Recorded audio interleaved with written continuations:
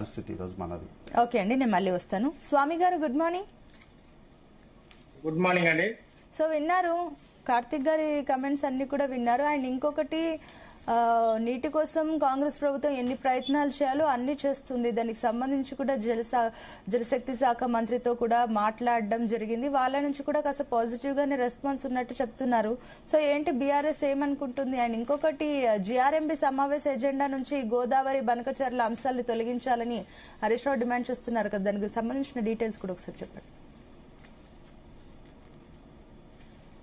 G Telugu ప్రేక్షకులకు అదేవిధంగా మీకు ప్యానల్ ఉన్న మిత్రులు అందరూ కూడా నా యొక్క నమస్కారాలు. ఈరోజు మనము ముఖ్యమంత్రి గారు ఇప్పటికీ ఢిల్లీకి 75 సార్లు పోవడం జరిగింది.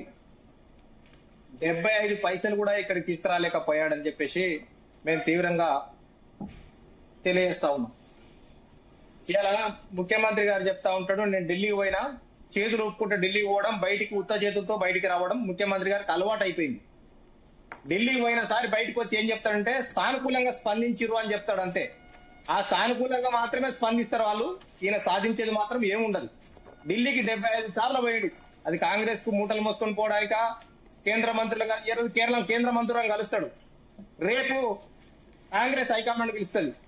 నువ్వు ఏం కలిసినావో, ఏం మాట్లాడినావు, వాళ్ళకి ఎంత ఇచ్చినావో, ఏం మాట్లాడినావు, వాళ్ళతో ఏం మాట్లాడినావు, నువ్వు వచ్చి వివరణ ఇచ్చిపోదురా అని చెప్పేసి కాంగ్రెస్ హైకమాండ్ రేపు ఎల్లుండి ఆయన పిలుస్తుంది. రేపు కాంగ్రెస్ హైకమాండ్ దగ్గరికి పోయి ఏం జరిగిందో ఇలా చెప్తాడు.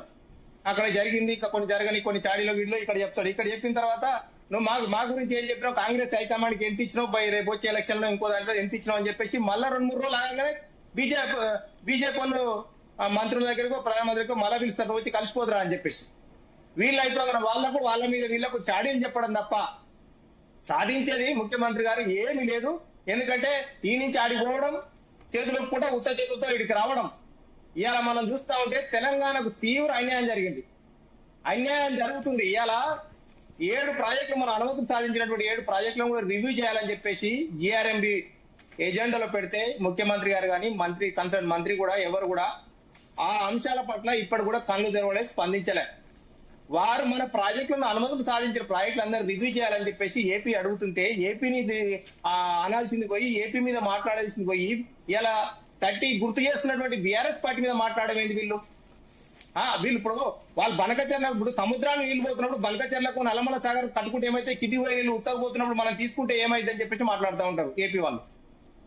అదే మరి ఇప్పుడు మనం ఆల్రెడీ కట్టుకున్న ప్రాజెక్టులను రివ్యూ చేయాలని చెప్పేసి వాటి అనుమతులు రద్దు చేయాలని చెప్పేసి ఎజెండాలో పెట్టించడం ఏంది వాళ్ళు, ఏపీ వాళ్ళు. ఆ ఎజెండా వాళ్ళ అంశాలు ఉండడం ఏంది, మన అంశాలు ఉండకపోవడం అంటే ముఖ్యమంత్రి గారి యొక్క నిర్లక్ష్యం. వారు ఈ అంశాల పట్ల పట్టించుకోకపోవడం వల్ల ఈ రాష్ట్రానికి తీవ్ర అన్యాయం జరుగుతుందని మేము హెచ్చరిస్తా ఉన్నాం. మేము గుర్తు చేయడం కూడా తప్పేనా? ప్రతిపక్షంగా మీకు అన్యాయం జరుగుతా ఉంది, ఎజెండాలో అంశాలు పెట్టారు, మన అంశాలు మాత్రం పెట్టలేదు, మీరు మేల్కోండి, దాని గురించి అడగండి అని చెప్తే నిన్న కానీ ముఖ్యమంత్రి గారు పోతారు ఢిల్లీకి, సానుకూలంగా స్పందించారని మాత్రం వస్తారు. మనం చూస్తే గతంలో బయ్యారం ఉక్కుగనుల కోసం పోయిండు, సానుకూలంగా స్పందించారన్నాడు, ఏం జరిగిందో తెలియదు. ఐపీఎస్ పెంచాలని చెప్పేసి అమిత్ షాని కలిసి వచ్చినాడు, ఒక్కడు కూడా పెరగలే, ఇంకా పరిశీలన ఉంది, అది ఏం జరిగిందో తెలియదు.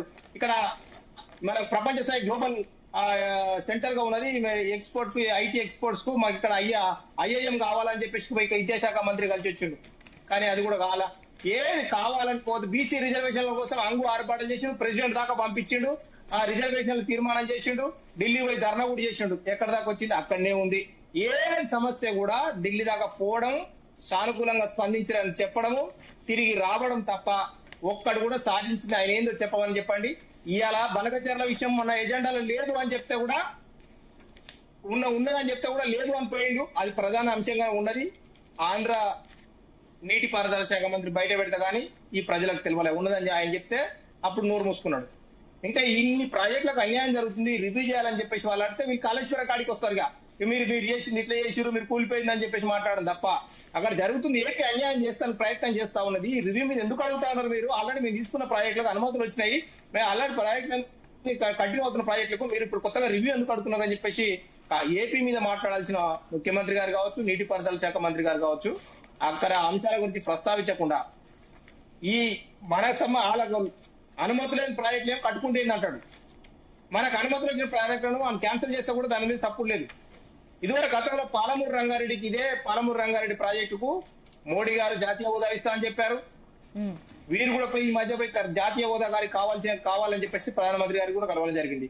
అయినా వచ్చిందా? రాలేదు, సాధించలే, ఏమి సాధించదు. అంటే ఒకటి స్వామి గారు, ఎందుకంటే గతంలో ఒక పాయింట్ అయితే వస్తుందండి. ఎందుకంటే ఇప్పుడు వీళ్ళు ఎన్నిసార్లు వెళ్ళినా ఏం తెచ్చారు, ఏం సాధించారు అని అంటే, గతంలో మీరు కూడా చాలా సార్లు కేంద్ర మంత్రుల్ని కలిశారు, మరి మీరేం సాధించారని? మేము కలిసాము. కలిసిన తర్వాత వాళ్ళు ఏం చేయట్లేరు అని చెప్పేసి అసలు మోడీ గారిని కూడా ఎదిరించే పరిస్థితి వచ్చి మేము నిలబడతామని చెప్పేసి ఆయన తీసుకొచ్చినాం. మేము కూడా కలిసినాం, అన్ని మర్యాదలు చేసినాం, అన్ని చేసినా కూడా ఆయన ఏ రకంగా మాకు స్పందించకపోగా, మనకి ఏం చేయకపోగా, ఆయన ఓన్లీ గుజరాత్ ముఖ్యమంత్రిగా వ్యవహరిస్తా ఉండడం తప్ప ఆయన ప్రధానమంత్రి లాగా వ్యవహరిస్తలేదని చెప్పేసి కేసీఆర్ గారు మాట్లాడడం జరిగింది. మేము ధైర్యంగా ఎదిరించడం జరిగింది.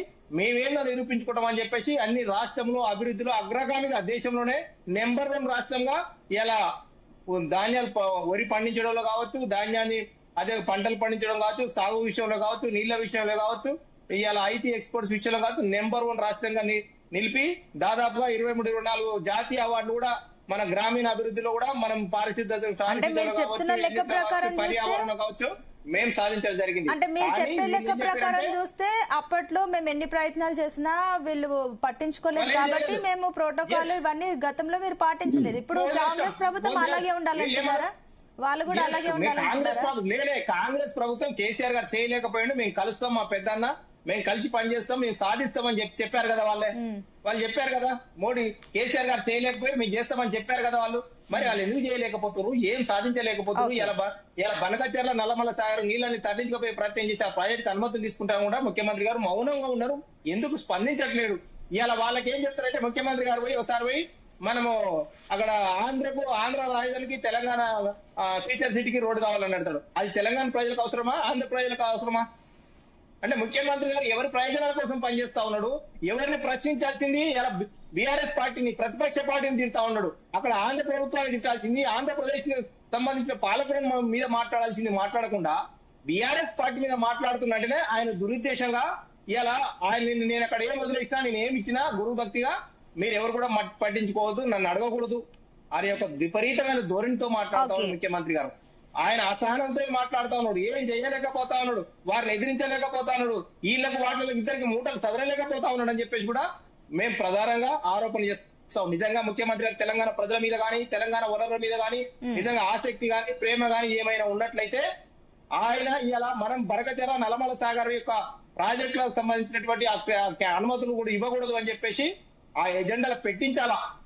ఢిల్లీ పోయినట్టు ఉత్తగా పోయి రావడం కాదు, ఢిల్లీ పోవడం పెట్టించాలా. మా అంశాలు ఎందుకు పెట్టారు ఎజెండాలా? జిఆర్ఎంబీలో ఎందుకు పెట్టారు?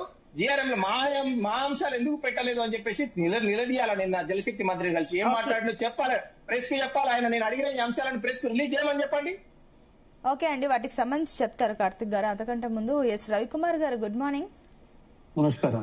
సో ఇందాక స్వామి గారు అన్నట్లు కూడా సీఎం రేవంత్ రెడ్డి 75వ ఢిల్లీకి వెళ్లారు, అక్కడ మాట్లాడుతూనే ఉన్నారు. దీనికి సంబంధించి చర్చలు జరుగుతున్నాయి. ఎన్నిసార్లు జరిగినా కూడా కేంద్రం నుంచి